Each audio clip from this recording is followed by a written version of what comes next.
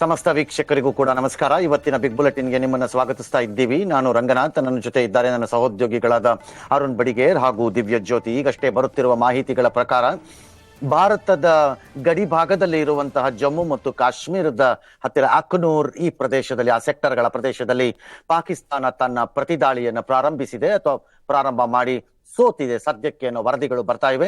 ಒಂದಿಷ್ಟು ಕ್ಷಿಪಣಿಗಳನ್ನ ಹಾರಿಸಿದೆ ಆ ಕಡೆಯಿಂದ. ಆದ್ರೆ ಎಲ್ಲ ಕ್ಷಿಪಣಿಗಳನ್ನು ಭಾರತದ ಏರ್ ಡಿಫೆನ್ಸ್ ಸಿಸ್ಟಮ್ಸ್ ಬಹಳ ಯಶಸ್ವಿಯಾಗಿ ಅದನ್ನ ಆಕಾಶದಲ್ಲೇ ಇಂಟರ್ಸೆಪ್ಟ್ ಮಾಡಿ ತಡೆದು ನಿಲ್ಲಿಸಿ ಉರುಳಿಸಿದೆ ಅನ್ನೋ ವರದಿಗಳು ಕೂಡ ಬರ್ತಾ ಇದೆ. ಇವತ್ತಿನ ದಿನ ಬಹುಶಃ ಇವತ್ತು ಮತ್ತು ನಾಳೆ, ಇವತ್ತೇ ನಾನು ಲೆಕ್ಕ ಇಟ್ಕೋತಾ ಇದ್ದೀನಿ, ಪಾಕಿಸ್ತಾನ ಬದುಕಬೇಕು ಅಥವಾ ಸಾಯಬೇಕು ಅನ್ನೋ ನಿರ್ಧಾರವನ್ನ ಮಾಡಬೇಕಾದಂತಹ ದಿನ ಅಂತ ಕಾಣುತ್ತೆ. Because it's very simple. Pakistan escalate ಮಾಡಕ್ ಟ್ರೈ ಮಾಡಿದ್ರೆ ಈ ಯುದ್ಧವನ್ನ, ಭಾರತ ಅದಕ್ಕೆ ಕೊಡುವ ಒಂದೊಂದು ಉತ್ತರವು ಅದು ಮುಟ್ಟಿ ಮುಟ್ಟಿ ನೋಡಿಕೊಂಡು ಚೇತರಿಸ್ಕೊಳಕ್ ಆಗದೆ ಇರೋ ಉತ್ತರ ಆಗಿರುತ್ತೆ. ಹಾಗಾಗಿ ಇಟ್ ಇಸ್ ನಾವು ಪಾಕಿಸ್ತಾನ ಡಿಸೈಡ್ ಮಾಡ್ಕೋಬೇಕು ತನಗೆ ಯಾವ ರೀತಿಯ ಭವಿಷ್ಯ ಬೇಕು ದೇಶಕ್ಕೆ ಅಥವಾ ತನ್ನ ಜನರಿಗೆ ಅನ್ನೋದನ್ನ. ಒಂದು ವೇಳೆ ಪೊಗರು ತೋರಿಸಿಕೊಂಡು ಪುಡಿ ರೌಡಿಯಂತೆ ಗುಂಡಿ ಬಿಚ್ಕೊಂಡು ಏನಾದ್ರೂ ಆಚೆ ಬರಕ್ ಹೋದ್ರೆ ಬೀಳೋ ಏಟ್ಗಳು ಹೆಂಗ್ ಬೀಳತ್ವೆ ಅಂತಂದ್ರೆ ಮುಂದಕ್ಕೆ ಅದರ ಸ್ಯಾಂಪಲ್ಗಳು ಈಗಾಗಲೇ ಸಿಕ್ಕಿರೋಂಗ್ ಕಾಣುತ್ತೆ ಅವ್ರಿಗೆ. ಅವ್ರು ಅದರಿಂದಾನು ಕಲಿಯದೇ ಇದ್ರೆ ಡೇಂಜರಸ್. ಸೊ ಭಾರತದ ದೃಷ್ಟಿಕೋನದಿಂದ ಇವತ್ತಿನ ರಾತ್ರಿ ಬಹಳ ಇಂಪಾರ್ಟೆಂಟ್. ಯಾವ ರೀತಿ ಪಾಕಿಸ್ತಾನ ತನ್ನ ನಡವಳಿಕೆಯನ್ನು ತೋರಿಸುತ್ತೆ ಅನ್ನೋದ್ರ ಮೇಲೆ ಭಾರತ ತನ್ನ ಪ್ರತಿಕ್ರಿಯೆಯನ್ನ ಇವತ್ತು ಅಥವಾ ನಾಳೆಯಿಂದ ಕೊಡಲಿಕ್ಕೆ ಪ್ರಾರಂಭ ಮಾಡುತ್ತೆ. ಫುಲ್ ಫ್ಲೆಡ್ಜ್ಡ್ ವಾರ್ ಟೈಪ್ ಅಲ್ಲಿ ಹೋಗ್ತೀವಾ ಅಥವಾ ಎಸ್ಕಲೇಟ್ ಆಗುತ್ತಾ ಈ ಸಂಘರ್ಷ ಅನ್ನೋದು ಗೊತ್ತಾಗತ್ತೆ.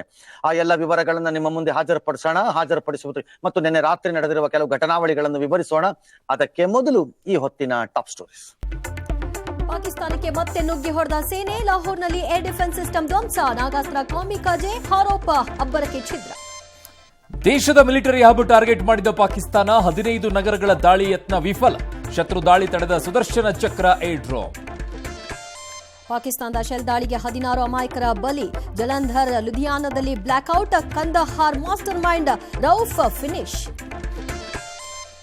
ಭಾರತದ ದಾಳಿಯಿಂದ ಕಂಗೆಟ್ಟ ಪಾಕಿಸ್ತಾನ, ಓ ದೇವರೇ ನಮ್ಮನ್ನ ಭಾರತದಿಂದ ರಕ್ಷಿಸಿ, ಪ್ರಾಣಭಿಕ್ಷೆ ಕೋರಿ ಸಂಸತ್ನಲ್ಲಿ ಕಣ್ಣೀರಿಟ್ಟ ಸಂಸದ. ಆಪರೇಷನ್ ಸಿಂಧೂರ ಇನ್ನೂ ಮುಗ್ದಿಲ್ಲವೆಂದ ಕೇಂದ್ರ, ಮತ್ತೆ 12 ಟೆರರ್ ಟಾರ್ಗೆಟ್ ಮಾಹಿತಿ, ದೇಶದ ಭದ್ರತೆಗಾಗಿ ಸಹಕಾರವೆಂದ ವಿಪಕ್ಷಗಳು. ಭಾರತ ಪಾಕ್ ನಡುವೆ ಯುದ್ಧದ ಸನ್ನಿವೇಶ, ಮೇ 10ರವರೆಗೆ ಗಡಿಯ 27 ಏರ್ಪೋರ್ಟ್ಗಳು ಬಂದ್, 430 ವಿಮಾನಗಳ ಸಂಚಾರ ರದ್ದು. ಸೇನೆಗಾಗಿ ರಾಜ್ಯದ ದೇವಸ್ಥಾನಗಳಲ್ಲಿ ವಿಶೇಷ ಪೂಜೆ, ಕರ್ನಾಟಕದ ಅಣೆಕಟ್ಟುಗಳಲ್ಲಿ ಭದ್ರತೆಗೆ ಆದೇಶ,